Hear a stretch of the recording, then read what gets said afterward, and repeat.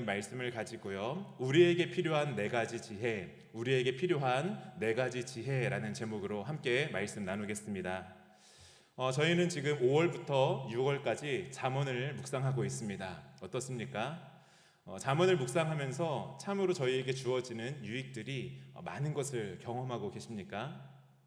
저는 이 잠언을 묵상하면서요, 참으로 여러 유익들을 얻고 누리고 있습니다.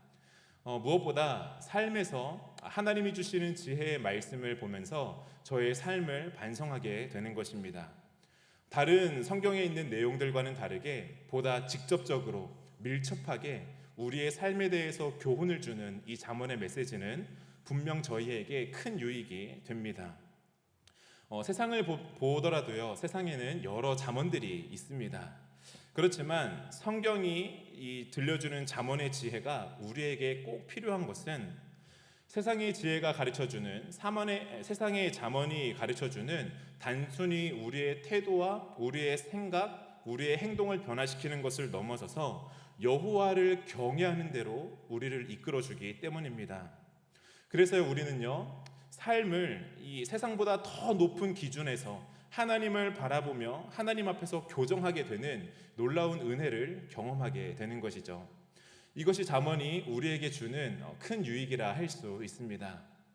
그런 면에서 볼 때에 오늘 이 말씀은 우리에게 필요한 지혜 네 가지에 대해서 가르침을 주고 있습니다. 먼저 첫 번째로는 16절부터 19절에 보면은 마음의 지혜를 가르쳐주고 있습니다. 그리고 20절부터 24절에 보면 말의 지혜를 가르쳐주고요, 25절부터 30절에 보면은 행동의 지혜에 대해, 그리고 31절부터 33절에 보면은 세월의 지혜를 가르쳐주고 있습니다. 먼저 16절부터 19절의 말씀을 보면은 이 마음의 지혜에 대해서 가르쳐주고 있습니다. 이 잠언은요, 금, 은과 비교하면서 지혜의 가치가 얼마나 가치로운가를 저희에게 가르쳐 줍니다. 사람이 세상에서 얻을 수 있는 것 중에서 가장 유용하고 가치 있는 것이 하나 꼽으라면 무엇이겠습니까? 돈입니다. 우리가 살아가면서 돈만큼이나 유용하고 가치 있는 것을 보기는 참으로 어렵습니다. 그래서 세간에는 돈 때문에 성공했다, 실패했다라는 말이 많이 들릴 만큼 이 돈이라는 것은 사람에게 있어서 굉장히 중요하다는 것을 저희가 알 수 있습니다. 그런데요, 성경은 돈과 지혜가 비교할 수 없을 만큼 지혜가 더욱더 가치로운 것이다 라고 말해주고 있습니다. 지혜를 얻는 것이 금, 은을 얻는 것보다 가장 귀하다라고 가르쳐주고 있어요. 그러면서요, 저희에게 이 잠언은 교만한 마음과 겸손한 마음, 즉 마음의 지혜를 가르쳐주고 있습니다. 교만은 패망의 선봉이요, 거만한 마음은 넘어짐의 앞잡이다라고 말씀합니다. 교만한 자와 함께 나누는 탈취물, 싸워서 합법적으로 얻는 여러 가지의 물질들, 전리품을 얻는 것보다 겸손한 마음을 갖추는 것이 더 유익하다라고 가르쳐 주고 있습니다.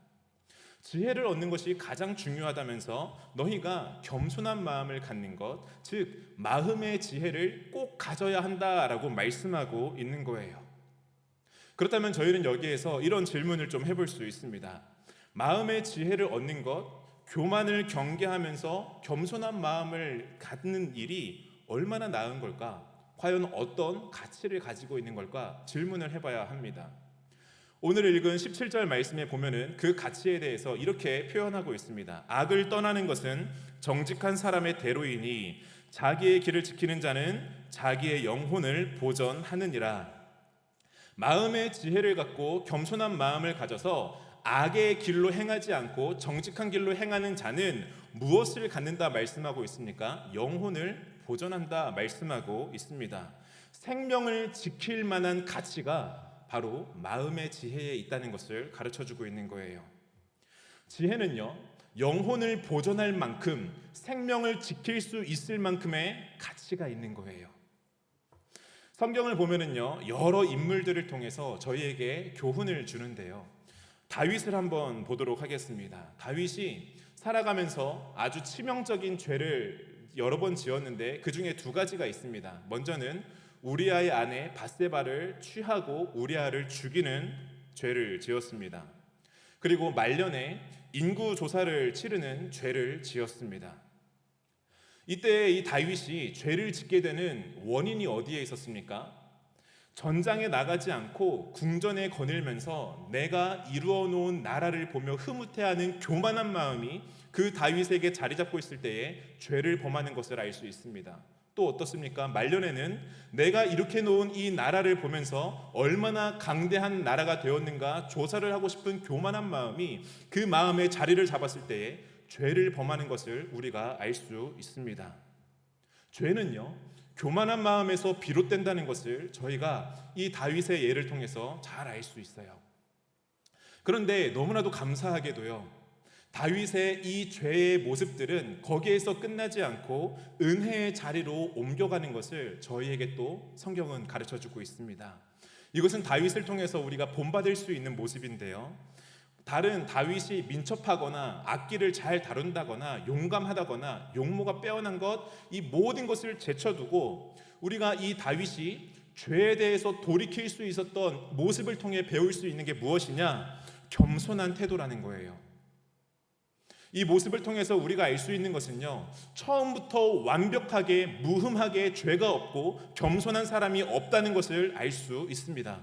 누구나 다 교만한 마음에 빠지기도 하고 죄에 빠지기도 하고 하나님 앞에서 차마 얼굴을 들을 수 없는 죄 가운데 놓여질 수 있는 인생이 우리라는 것을 가르쳐주면서 동시에 그 가운데에 하나님께로 돌이킬 수 있는 겸손한 마음이 있다면은 그 인생은 다시금 하나님 보시기에 합당한 인생이 된다는 것을 저희에게 가르쳐주고 있습니다. 이 겸손한 마음은요, 악을 떠나 자기의 영혼을 보존하는 지혜입니다. 이 지혜는요, 우리의 영혼을 지키는 너무나도 가치로운 거예요. 이게 무엇이냐? 마음의 지혜입니다. 사랑하는 성도님들, 우리 성도님들이요, 그렇다면은 어떻게 나의 이 악한 마음을 분별하고 겸손한 마음을 가져서 그 죄악된 길에서 떠날 수 있는가? 또 질문을 해봐야 합니다. 어떻게 하면은 우리가 겸손한 마음으로 하나님께 회개할 수 있느냐라는 거예요. 오직 하나님의 말씀을 통해서 가능한 줄 믿습니다.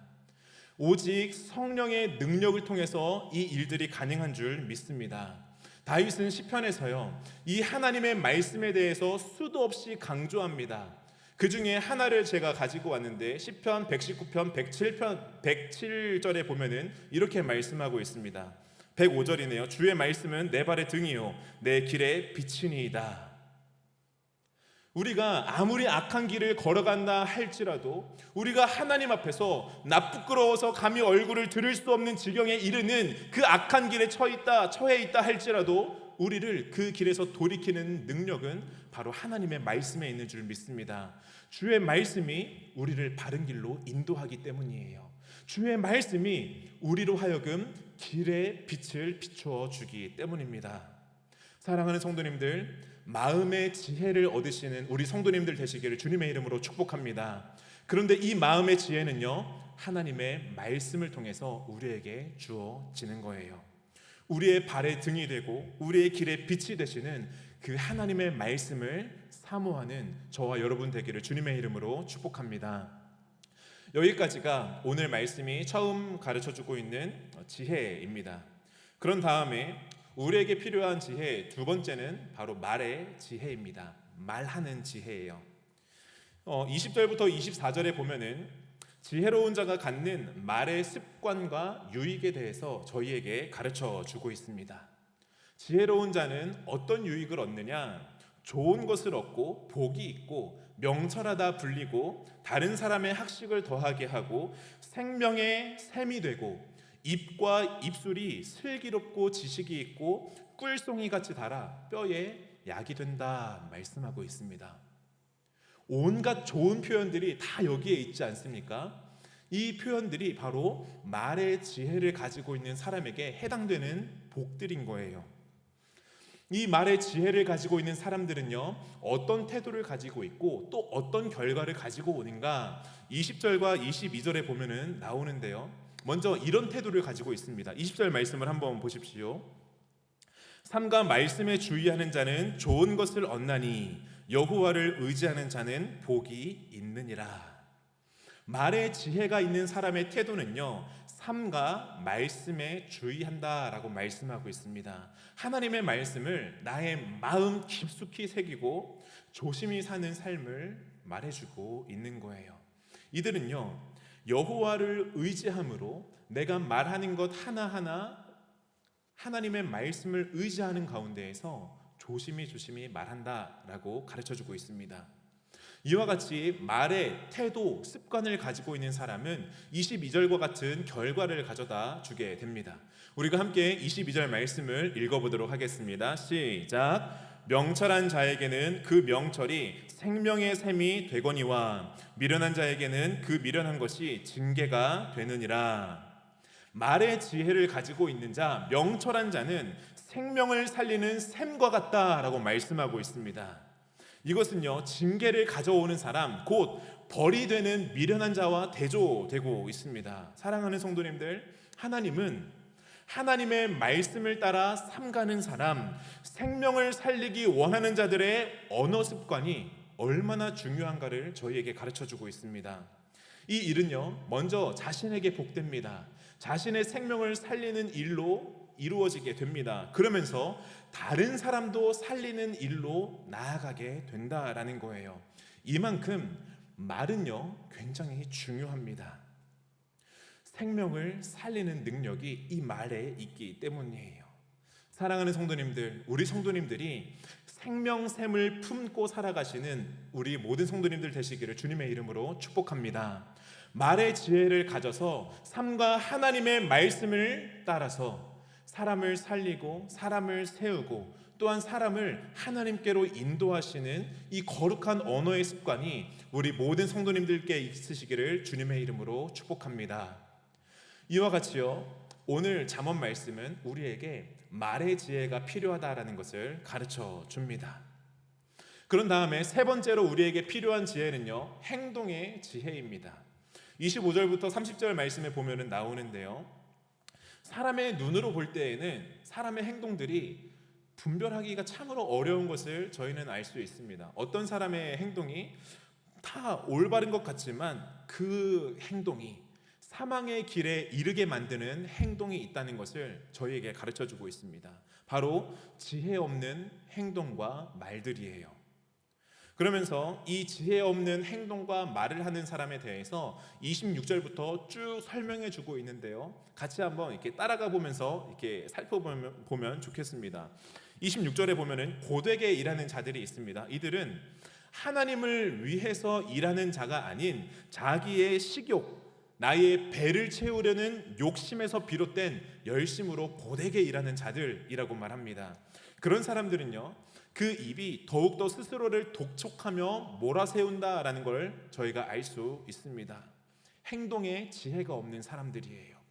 그리고 27절에 보면은요, 불량한 자들이 나옵니다. 이들은 악을 꾀하고 입술에 맹렬한 불 같은 것이 있다 말합니다. 그래서 선을 도모하지 못하고 입술에 불이 붙은 것처럼 이곳저곳에 불을 지르는 악을 조장하는 행위를 한다, 말을 한다라고 가르쳐주고 있습니다. 그런 다음에 28절에 보면은 패역한 자가 나옵니다. 이들은 비뚤어진 말을 하는 사람입니다. 말쟁이예요. 그래서 다툼을 일으키고 사람들과의 관계를 이간시키는 자들이 바로 패역한 자, 비뚤어진 말을 하고 말쟁이를 이제 가르쳐주고 있습니다. 그런 다음에 29절에 보면은 강포한 사람이 나옵니다. 이들은요, 이웃을 꿰어 좋지 않은 길로 인도하는 사람들을 의미하는 거예요. 그리고 30절 보면은요, 눈짓하는 자와 입술을 닫는 자가 나오는데요, 눈짓하는 자는 악한 마음에서 비롯된 것을 눈으로 말하는 자입니다. 이들은 눈짓으로 악을 도모하는 자들입니다. 굉장히 고단수이죠. 그런 다음에 입술을 닫는 자들은 음흉하게 웃는 것을 표현하고 있는 것입니다. 입을 오그리면서 음흉하게 웃으며 악을 저지르는 자들, 이들이 바로 입술을 닫는 자입니다. 여기까지 이 내용을 볼 때에요, 우리가 생각할 수 있는 것은 행동에 지혜가 없는 자들이 얼마나 악한 길로 치우쳐져 있는가를 저희들이 알 수 있습니다. 그런데요, 여기에서 저희가 또 하나 생각해야 되는 게, 이 말씀에 비추어 볼 때에는 이와 같이 행동에 지혜가 없는 자들은 사망의 길로 치우치는구나, 악한 일을 도모하고 서로 이간질시키고 말을 많이 하고 이곳저곳에 불을 붙이면서 사람들을 멸망의 길로 인도하는구나 라는 것을 알 수 있습니다. 어떨 때요? 이 말씀에 비추어 볼 때요. 그런데요, 이 말씀을 통하지 않으면 사망의 길에 이르게 만드는 이 모든 것들이 잘 안 보인다는 것을 저희는 생각해야 하는 거예요.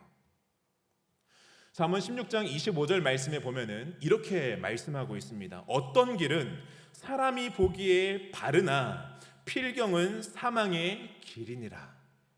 그러면서 26절부터 30절까지 행동에 지혜가 없는 악한 길로 치우치게 만드는 사람들의 모습이 묘사되고 있습니다. 이게 무엇입니까?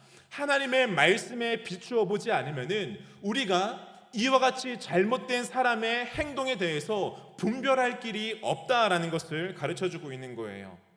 사망의 길에 이르게 만드는 자들의 행동과 말과 눈짓과 이간질, 다툼을 일으키고 입술을 오그린 채 음흉하게 웃는 이것을 사람이 보기에는 바르게 보이기 때문에 말씀이 없이는 분별할 수 없다는 겁니다. 사랑하는 성도님들, 우리는요, 행동의 지혜를 가져야 합니다.